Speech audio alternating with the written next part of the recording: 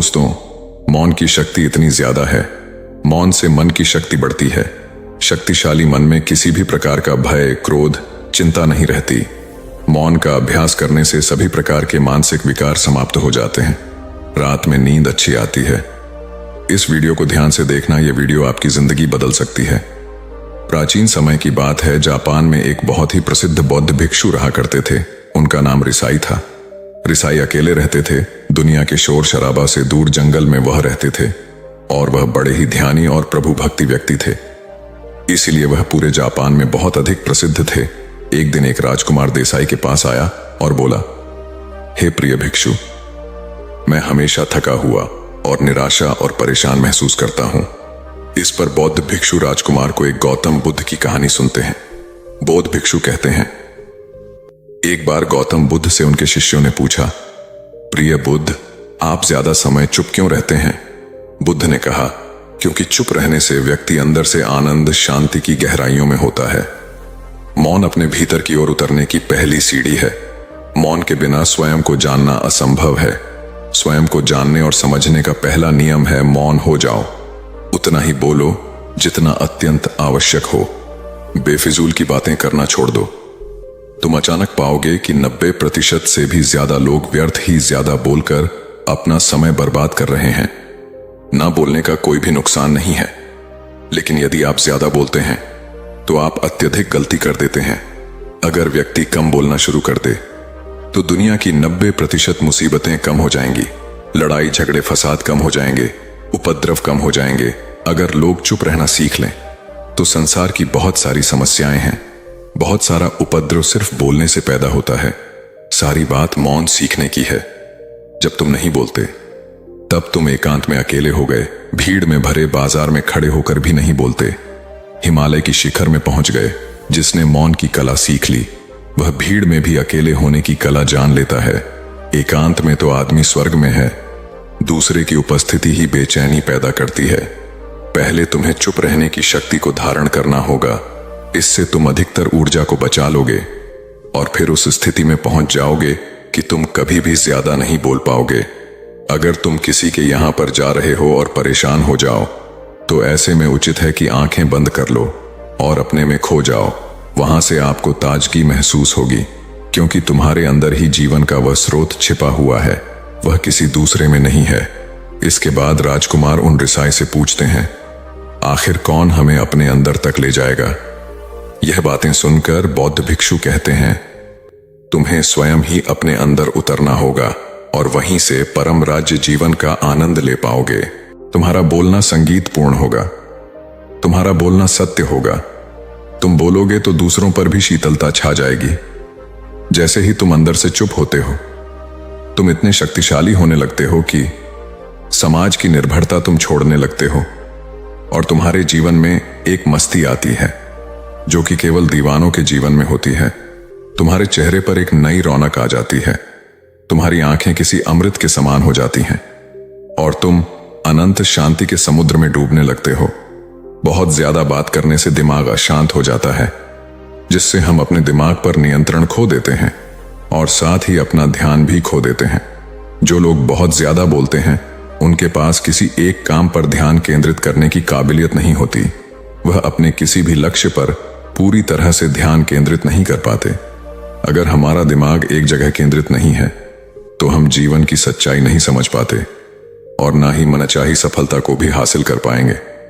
इसके अलावा भी आपने देखा होगा कि जो लोग अधिक बोलते हैं वह अक्सर लोगों के बीच हंसी का पात्र बन जाते हैं और जो लोग कम बोलते हैं और अपनी बात पर कायम रहते हैं उन्हें लोगों से सम्मान मिलता है। लोग उनकी बातों को सुनते हैं और उन पर भरोसा भी करते हैं। जो लोग जरूरत से अधिक बोलते हैं और अपने विचारों के बारे में पक्के नहीं होते, उनका दिमाग स्थिर और विचलित रहता है, शोर से भरा रहता है और एक अशांत दिमाग वाला व्यक्ति जीवन में किसी भी चीज में सफल नहीं हो पाता, क्योंकि वह किसी भी काम में फोकस नहीं कर पाता। यदि किसी व्यक्ति को यह पता है कि उसे कब, कहां और क्या बोलना है तो वह व्यक्ति सच में बहुत बुद्धिमान है और ऐसा व्यक्ति जहां भी जाता है उसका व्यक्तित्व आकर्षक का केंद्र बन जाता है और वह जो कुछ भी करता है उसमें बहुत शक्ति होती है। दोस्तों, दूसरी कहानी शुरू करते हैं। प्राचीन समय की बात है। एक बार एक नौजवान युवक बुद्ध के पास जाता है और उनसे कहता है कि हे बुद्ध, क्या आप मेरे एक सवाल का जवाब देंगे? बुद्ध ने मुस्कुराते हुए कहा कि पूछो, क्या पूछना है? इसके बाद उस युवक ने कहा कि हे बुद्ध, मेरी उम्र अभी बहुत ज्यादा नहीं हुई है, लेकिन मैं बहुत ज्यादा परेशान रहता हूं, बहुत दुखी रहता हूं। मैं आपसे यह जानना चाहता हूं कि मेरे जीवन में अभी से इतने दुख हैं, तो मेरी जिंदगी तो अभी बहुत बाकी है। क्या मेरे जीवन में दुख बढ़ते ही रहेंगे? क्या इन दुखों से छुटकारा पाने का कोई रास्ता नहीं है? ये सुनकर बुद्ध कहते हैं कि कहां है तुम्हारे दुख? मुझे तो दिखाई नहीं दे रहे। ये सुनकर वह युवक कहता है कि हे बुद्ध, दुख तो मेरे अंदर है, मेरे भीतर है, वह आपको कैसे दिखाई देंगे? ये सुनकर बुद्ध उस युवक से पूछते हैं कि क्या तुम्हें अपने दुख दिखाई देते हैं?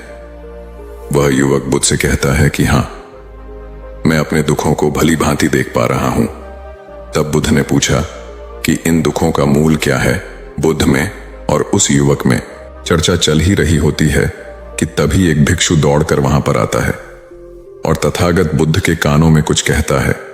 फिर बुद्ध उस युवक से कहते हैं कि चलो, आज मैं तुम्हें जीवन का सत्य दिखा रहा हूं, लेकिन तुम्हें मेरे साथ चलना होगा और वहां पर जाकर तुम्हें कुछ भी नहीं बोलना है। चुपचाप सारी बातें सुनते रहना है। इसके बाद तुम्हें अपने सभी प्रश्नों के उत्तर खुद ही मिल जाएंगे। यह कहकर बुद्ध वहां से चल देते हैं और साथ में वह युवक भी उनके पीछे नीचे चल देता है। कुछ दूर चलने के बाद गौतम बुद्ध एक घर में प्रवेश करते हैं। घर में प्रवेश करने के बाद वो युवक और तथागत बुद्ध देखते हैं कि वहां पर बहुत सारे लोग इकट्ठे हो रखे हैं और बीच में चारपाई पर एक वृद्ध आदमी लेटा हुआ है। बुद्ध को देखते ही सभी ने उनके लिए राह बनाई और बुद्ध उस आदमी के पास उसकी चारपाई पर जाकर बैठ जाते हैं। वह युवक भी पास में ही बैठ जाता है। इसके बाद वह वृद्ध आदमी जो चारपाई पर लेटा हुआ था कहना शुरू करता है कि हे बुद्ध, मैं नहीं जानता कि मेरे जीवन में कितनी सांसें अब बची है। पता नहीं किस वक्त भगवान के घर से बुलावा आ जाए। हे बुद्ध, मैं मरने से पहले अपने सवाल के जवाब चाहता हूं। मुझे पता है उन सवालों के जवाब सिर्फ आप ही दे सकते हैं, इसलिए मैंने आपको यहां पर बुलाया है। इसके बाद उस वृद्ध आदमी ने कहना शुरू किया कि हे बुद्ध, अपने आखिरी वक्त में मुझे अपने बचपन के दिन बहुत याद आ रहे हैं। मैं सोच रहा हूं कि वह भी दिन क्या दिन थे, ना कुछ पाने का, ना कुछ खोने का गम। बचपन के उन दिनों को याद करके मेरी आंखों में आंसू आ जाते हैं। मुझे लगता है कि कितनी आजादी थी उस समय। मेरा मन कितना खुला हुआ था। मन में कुछ भी पाने की इच्छा नहीं थी। जिस भी खेल में लग जाते थे उसी खेल में पूरे दिन लगे रहते थे। लेकिन कुछ समय बाद मैं जैसे जैसे बड़ा होने लगा, वैसे वैसे लोग मुझे जिंदगी की दौड़ में आगे निकलने के लिए कहने लगे। मेरे पिता अक्सर मुझसे कहा करते थे कि पढ़ाई में तुम अपने भाई जैसा क्यों नहीं हो, तुम दूसरे लोगों से पीछे क्यों रहते हो। ये सब सुन सुनकर मेरा मन बहुत बेचैन रहने लगा। लोग मुझे बहुत ताने देते थे क्योंकि ना तो मैं खेल में अच्छा था, ना ही मैं पढ़ाई में अच्छा था। सब लोग मुझे किसी और तरह की बनने के लिए कहते थे और उनके तानों से तंग आकर मैंने अपने जीवन में कुछ हासिल करने का निश्चय किया। मैंने अपने आप से वादा किया कि मैं भी अपने भाई की तरह कामयाब इंसान बनूंगा और इसके लिए मैं दिन रात मेहनत करने में लग गया। शुरुआत में बहुत मुश्किलें आई, बहुत निराशा हाथ लगी, लेकिन मैंने हार नहीं मानी और मैंने अपना खुद का व्यापार खड़ा कर लिया। इसके बाद मुझे कुछ पाने का एहसास हुआ और मुझे बहुत खुशी हुई। जो लोग मुझे ताने देते थे वही लोग अब मेरे आगे पीछे घूमने लगे। कुछ वक्त बाद एक रईस बेटी के साथ मेरी शादी हो गई और उसके बाद जैसे मुझे लग रहा था कि मेरा जीवन स्वर्ग बन गया है। कुछ साल बाद मुझे 2 बेटे प्राप्त हुए। मेरे दोनों बेटे स्वस्थ थे। मेरा मन मेरे बच्चों के लिए कुछ करने को उत्सुक हो गया। मैं और भी ज्यादा धन कमाने में लग गया और जल्द ही अपने नगर का सबसे बड़ा व्यापारी बन गया। सब कुछ अच्छा चल रहा था, लेकिन अनहोनी को भला कौन टाल सकता है। एक दिन अचानक मेरी पत्नी मुझे छोड़कर चली गई। इससे मुझे बहुत गहरा आघात लगा। मैं कई दिनों तक अपने घरों से बाहर नहीं निकला। मेरे बेटे मुझे हिम्मत देते कि पिताजी माताजी तो नहीं रही, जो हो चुका वह वापस नहीं आ सकता, लेकिन हम दोनों आपका हमेशा साथ देंगे, आपकी हमेशा सेवा करेंगे। आपको किसी बात की चिंता करने की कोई आवश्यकता नहीं है। और धीरे धीरे मैंने भी अपने मन को समझा लिया कि अब तो मुझे अपने प्रिय पत्नी के बिना ही जीना पड़ेगा। इसलिए मैंने अपना मन अपने बेटों के साथ जोड़ लिया। उनकी खुशी में ही मेरी खुशी होती थी, उनके दुख में ही मेरा दुख होता था। इसके बाद उस वृद्ध आदमी ने कहा, हे बुद्ध, इस जीवन चक्र में अक्सर मुझे महसूस होता था कि आखिर जीवन क्या है, जीवन को उसकी गहराइयों में कैसे जाना जाए। यह कैसे जाना जाए कि मैं कौन हूं और इस दुनिया में क्या करने के लिए आया हूं। ऐसे तमाम सवाल, दुनिया में क्या करने के लिए मैं आया हूं, ऐसे तमाम सवाल मेरे मन में उठते रहते थे। और मुझे आपके बारे में भी पता चला कि बुद्ध ऐसे ध्यान का तरीका बताते हैं जिससे जीवन का मतलब समझ आ जा सकता है। लेकिन पहले मैं सोचता रहता था कि मैं अपने जीवन से दुखों और परेशानियों को दूर कर देता हूं, उसके बाद ध्यान में अपना पूरा मन लगाऊंगा। और यही सोच सोच कर मैं कभी ध्यान नहीं कर पाता था। धीरे धीरे वक्त बीतता रहा और आखिर में उम्र ढलने के बाद मैं बीमार पड़ गया। वैसे मेरे जीवन में कोई कमी नहीं रही, मेरे बेटों ने मेरा अच्छा साथ दिया, मैंने जीवन में बहुत कुछ हासिल भी किया। लेकिन अब मैं अपने जीवन में पीछे मुड़कर देखता हूं तो मुझे एहसास होता है कि मेरे बचपन के दिन ही सबसे प्यारे दिन थे। तब उस वृद्ध आदमी ने बुद्ध से पूछा, मैं चंद घड़ियों का मेहमान बचा हूं, मैं जानता हूं, लेकिन क्या आप मुझे कुछ ऐसा सूत्र बता सकते हैं जिससे कि मैं सुकून से मर सकूं, मेरे मन के सारे सवाल जवाब शांत हो जाए और मैं जीवन का असली मतलब समझकर मर सकूं। यह सुनकर बुद्ध ने कहा कि हर इंसान को बचपन के दिन प्रिय क्यों लगते हैं, क्योंकि उस समय उसे कोई भी चिंताएं नहीं रहती, वह आजाद होता है, उसके मन में कोई लालसा नहीं होती, वह जिस काम में भी लगता है उसी में मगन हो जाता है। लेकिन जैसे जैसे इंसान की आयु बढ़ने लगती है वैसे वैसे उसकी इच्छाएं, उसकी कामनाएं दिन ब दिन बढ़ती चली जाती हैं और इसलिए अक्सर इंसान भविष्य की तैयारियों में लग जाता है और फिर अतीत के बारे में सोचता रहता है और वह वर्तमान में जीना भूल जाता है। और वहीं अगर हम किसी छोटे बच्चे को देखें तो उसके लिए कोई भविष्य या कोई अतीत नहीं होता, उसके लिए बस केवल वर्तमान होता है और इसीलिए वह वर्तमान में पूरा आनंदित होकर रहता है। तुमने अपना पूरा जीवन कामयाबी, अपने बेटों, अपने पत्नी और अपने भविष्य की योजनाओं में ही बिता दिया और तुम हमेशा यही सोचते रहे कि पहले मैं अपने जीवन को व्यवस्थित कर लेता हूं, उसके बाद सत्य की खोज करूंगा, उसके बाद ध्यान करूंगा। लेकिन हम यह भूल जाते हैं कि कल कभी नहीं आता, भविष्य की योजनाएं कभी पूरी नहीं होती। जब एक योजना पूरी होती है तो हमारा मन दूसरी योजना बना लेता है और इस प्रकार जीवन चक्र चलता रहता है। और जब आखिरी समय में मृत्यु तुम्हारी सैया पर लेटी होती है तो तुम्हें एहसास हो रहा है कि मैंने जीवन में कुछ भी हासिल नहीं किया। अब तुम्हें लग रहा है कि मैंने जीवन में जो कुछ भी किया उसमें से एक सुई भी तुम अपने साथ नहीं ले जा सकते। अगर यही बात तुम उस वक्त समझ लेते तो मृत्यु कभी निश्चित होकर नहीं आती, वह तो कभी भी आ सकती है। अगर यह बात उस वक्त तुम्हारा मन समझ लेता तो तुम उसी वक्त ध्यान और सत्य की खोज में लग जाते। तुम कुछ ऐसी चीज खोज करने की कोशिश करते जो तुम्हारे साथ जा सके, जो तुम्हें परिपूर्णता से मरने का मार्ग दिखा सके। उस आदमी ने हाथ जोड़कर बुद्ध से कहा, हे बुद्ध, ये तो मैं नहीं जानता, या ये तो मैं जानता हूं कि मुझसे गलतियां हुई हैं।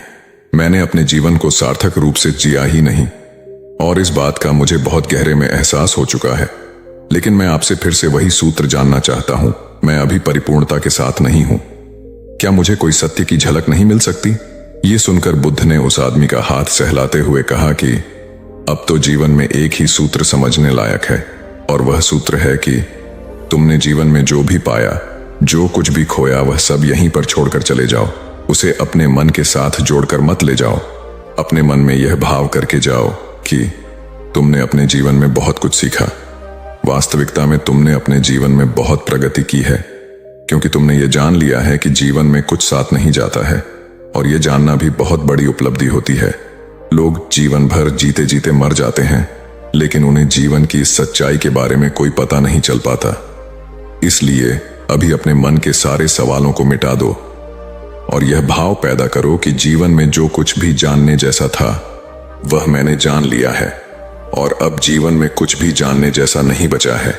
जब तुम इस भाव, इस बोध से भर जाओगे तो तुम बिल्कुल खाली होकर मृत्यु को प्राप्त हो जाओगे। और वास्तविकता में यही मरने की कला होती है। हमने जीवन में जो कुछ भी पाया, जो कुछ भी खोया, वह इसी दुनिया का था और वह यहीं पर रह जाएगा। हमारे साथ कुछ भी नहीं जाएगा। हम खाली जाएंगे, हम बिल्कुल खाली जाएंगे। और जो लोग अपने मन से बिल्कुल खाली होकर जाते हैं, वास्तव में उनके अंदर ज्ञान का दीप चल जाता है और वह आगे चलकर दूसरे जन्मों में निर्वाण की स्थिति प्राप्त कर लेते हैं। लेकिन उससे पहले तुम्हें इस जीवन की रिक्तता को समझना पड़ेगा। यहां पर कुछ भी पाना या कुछ भी खोना कुछ मायने नहीं रखता।